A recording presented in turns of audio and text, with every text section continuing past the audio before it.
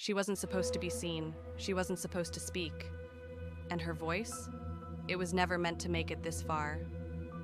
But when Ava Morales captured what no one else was supposed to see, a warehouse full of secrets began to burn. And for the first time in her life, the girl they ignored became the voice they couldn't silence. Before we tell you what happened inside Red River Warehouse, you need to understand why Ava Morales never wanted to be noticed. This is the girl who wasn't supposed to speak. Brought to you by The Hidden Chapter. Before we dive in, make sure you're subscribed, because the stories we tell, they're the ones you're not supposed to hear, the ones someone tried to bury. This is the story of a girl they trained the system to ignore, until the moment she pressed record, and everything started to burn. She didn't have power, she didn't have papers, she had a phone. And what she captured? It lit the match on a national reckoning. So, where are you listening from? What would you do if your silence could cost a life? And when the truth finally hits, will you look away or lean in? Stay with us till the very end, because her final move changed everything. And if you believe stories like this deserve to be heard, comment, share, and subscribe for more real-life revelations from The Hidden Chapter. She clocked in every day at 6:04 a.m., not 6 o'clock. That was too eager. Not 6:10. That was risky. Ava knew exactly how invisible she needed to be. At 25, she'd mastered it. The art of being unthreatening. Gray hoodies, short answers, always a smile, never a question. Her badge number was 122871. Her job? Box stacker, not inventory, not quality control. Just the girl on line 4, and that's exactly how they wanted it. Because the less she said, the more they got away with. But that silence, it was about to break. Red River Fulfillment Center wasn't just a warehouse. It was a machine. A machine that ran on low pay, long shifts, and quiet fear. The air was hot. The belts moved too fast. The water station was always broken. The rules were simple. No phones on the floor, no bathroom breaks longer than 7 minutes, and absolutely no asking why the same worker vanished every week. Ava never complained. She had too much to lose. No papers, no union, no second chances. Just Priya, her best friend, her roommate, her sister in everything but blood. Priya waved from the next belt. She mouthed 2 words. Lunch later? I saved you an apple. The good kind. Ava smiled. She didn't know it then, but that would be the last time they'd ever work a shift together. That day started like every other. Line 2 was glitching, line 4 was overloaded, and Priya, she was told to just push through it. Then came the scream, a metallic jolt, a loud crash, a moment that changed everything. Ava turned just in time to see Priya's hand pinned under a steel arm. Blood spilled. Screams echoed. Then silence. The kind that feels like the whole world just stopped breathing. Ava watched their supervisor step over Priya and mutter 2 words. Keep moving. He didn't check her pulse. He didn't stop the line. He just walked away. That's when Ava reached into her pocket. She didn't scream, she didn't cry, she didn't even blink. She whispered to herself, "Now," and she pressed record. By midnight, the video had 72 views. By 6 a.m., 1,200. By 9:43, 37,000, and counting. At 10:08 a.m., her manager called her into the office. Not to check on her, not to talk about Priya, just one sentence. "We know what you did." 10 minutes later, a white SUV with no plates pulled into the parking lot. Ava didn't go home, didn't call anyone. She ran to the only place that didn't ask for ID, a small church 3 blocks away. She hid in the back, wrapped in a scratchy blanket, phone at 12%, battery dying, hands shaking. While ICE walked through her workplace, pretending it was just a routine inspection, the internet was looking for her name. A creator with 4 million followers posted the clip. "This isn't just about labor," they said. "This is about power. This is someone trying to erase a girl who told the truth." The hashtags began, "Where is Ava? We're the backbone. She pressed record. One girl, one video." And now, a nation wanted to know who tried to silence her. Ava watched the video again from the church basement, back against a stack of hymnals, cracked screen glowing in the dark. And for the first time in her life, Ava Morales realized something terrifying. She wasn't invisible anymore. It wasn't the sirens that scared her, it was the silence that followed. No backup, no lawyer, no camera this time. Just Ava Morales in the locked basement of a church, reading an ICE notice on her phone. She didn't run because she wanted attention. She ran because people like her don't get second chances. And now, the country that built itself on stories like hers was trying to deport the one girl brave enough to tell the truth. While the world was asking, "Where is she?" ICE was already knocking.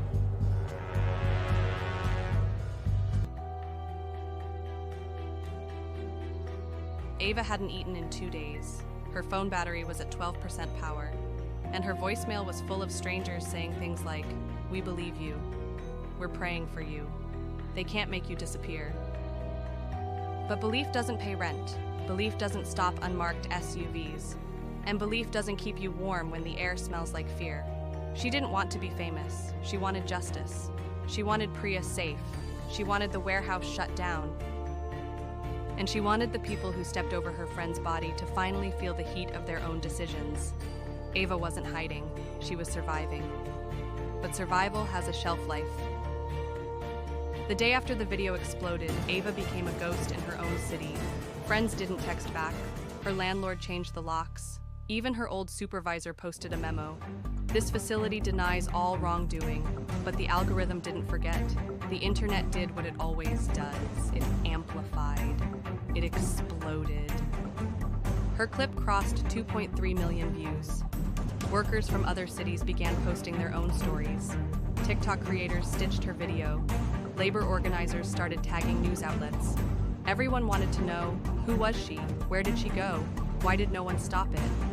And Priya, still in the hospital, still bandaged, still asking why Ava disappeared without a word. Because even though Ava's voice had gone global, she was still alone in the basement of a church, watching the world burn from the outside in. At 4:12 p.m., a deacon warned Ava. They were here, asking for you. By 4:13, her bag was packed. She didn't know where she was going, but she knew what she was carrying. The raw file, the original video, the one with the timestamp, the screams, the blood, the truth. Red River had already deleted the original post. Their lawyers called it digital manipulation. Their CEO called it an isolated incident. But Ava had proof, and she knew that if she disappeared, they'd win. So she left through the back alley, walked 5 blocks without looking up, and caught the eye of a bus driver who didn't ask for fare. Because somehow, even strangers knew, this girl was in danger. She didn't plan to go, but something in her cracked when she saw the flyer posted to a bus stop window. Public Safety Forum, featuring Red River CEO, Paul Lang. She stood in line like everyone else, hoodie up, eyes down. Security didn't recognize her, the press didn't notice, until she stood. "My name is Ava Morales," she said. "I worked in your warehouse. And I have the original video." The room fell silent. She didn't shout, she didn't cry. She simply held up her phone and dropped it into the hands of a journalist in the front row. The reporter opened it, watched, eyes widening, then turned and nodded. Ava whispered only one thing: upload it.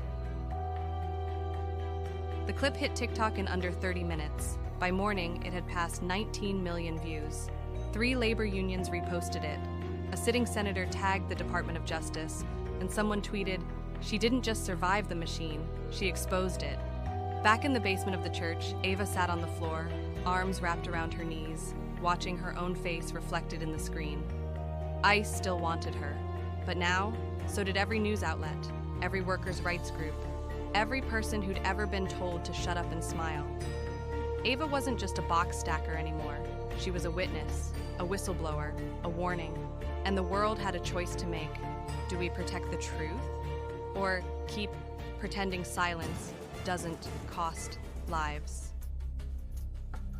She didn't have a podium, she didn't have a mic, she had a cracked phone, $11 in her pocket, and the eyes of a nation watching. They tried to erase her, but she turned that erasure into evidence. This wasn't just about Ava Morales anymore.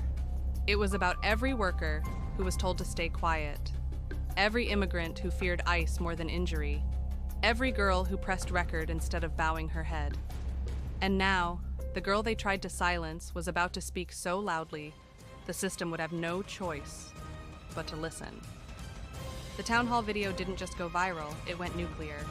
Within 72 hours, 19 million views, 48,000 stitches. 3 labor unions reposted her clip.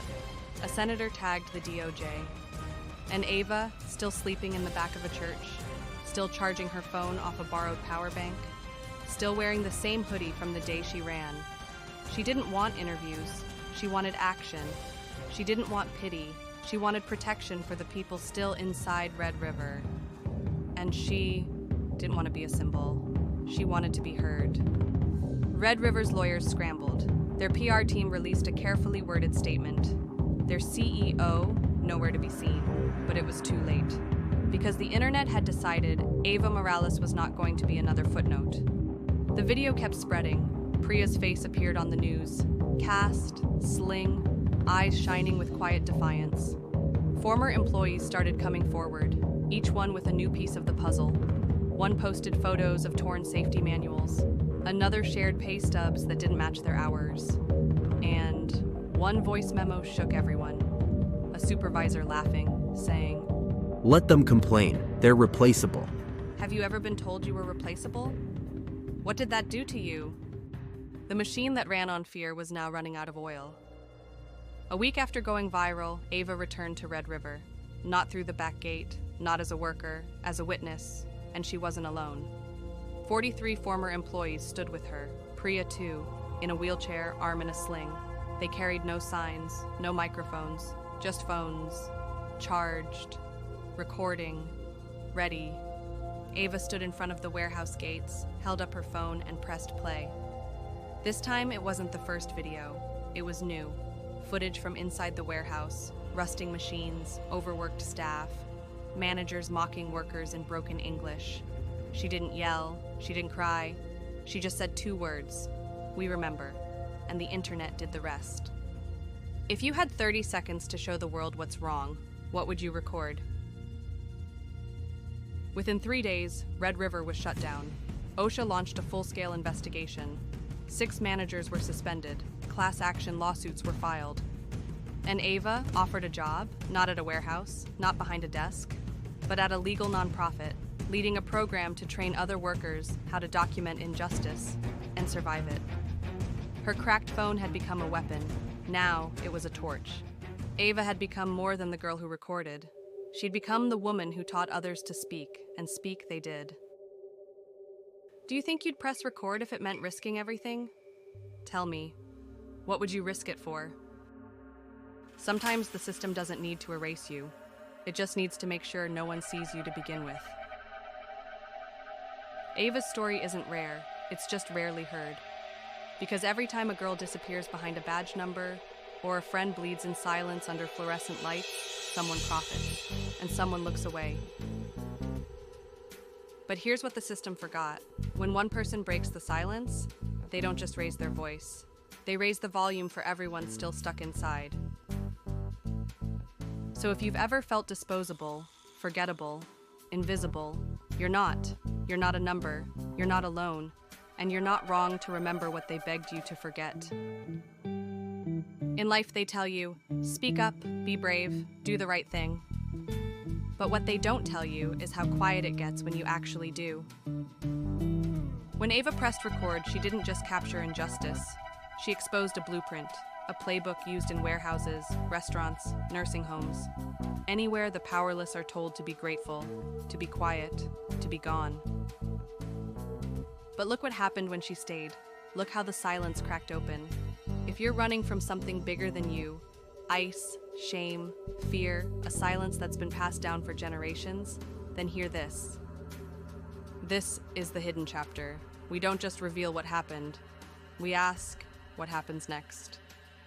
She never wanted to be a hero. She wanted her friend to be safe. She wanted the truth to be louder than the lies. But the moment she pressed record, she lit a match. And that fire, it burned through the silence. She didn't have money. She didn't have lawyers. She had a voice. And when she used it, it echoed through warehouses, courtrooms, classrooms, and living rooms across the country. She turned a phone into fire, and the system into smoke. If you're listening now and you've ever been told to stay small, to stay quiet, to not make waves, this is your sign. You don't need permission to speak. You don't need power to matter.